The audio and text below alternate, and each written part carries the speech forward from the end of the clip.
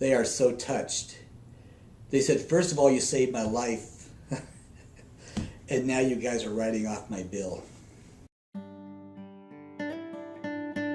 Was a young family that had a small child. When the patient delivered the baby, she had lots of complications with her pregnancy and her delivery. So they initially applied for charity. They were given 40%. They both were working. They both had fairly good jobs. And then what happened? Of course, the economy went downhill. So I had them apply again and write up the hardship letter based on their circumstances, that he had lost his job and that she had many, many medical bills that she was trying to still pay off from when she was first pregnant with her first child. And so based on all this new information and the fact that now they were a one-income family, they were approved for 100% charity as well.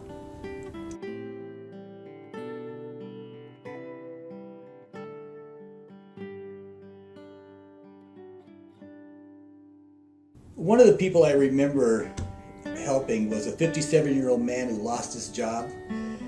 He was able to get COBRA to be able to afford his health insurance, but it took him a while before he got another job, so he ended up canceling his COBRA.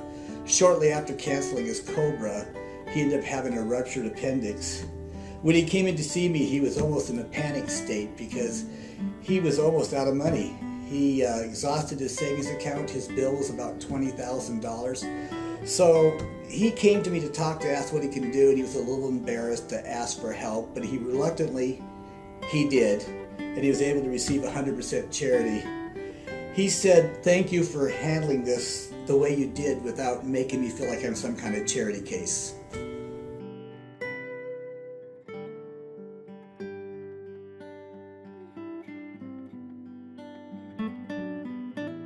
I had a patient that found out that he had cancer. We were going to take care of his hospital bill at 100%.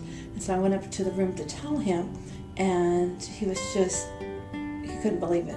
He says, he was just overwhelmed with joy that he just cried and cried. And I, held onto his hand, and then he gave me a hug. And a couple days later, he called me and says, "Is it really true that you gave me charity at 100%?" And we said, "Yes."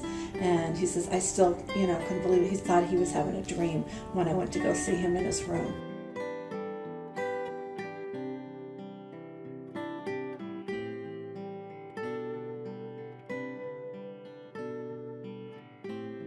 It doesn't matter who you are, Providence is there for you, and that's why we have the charity program.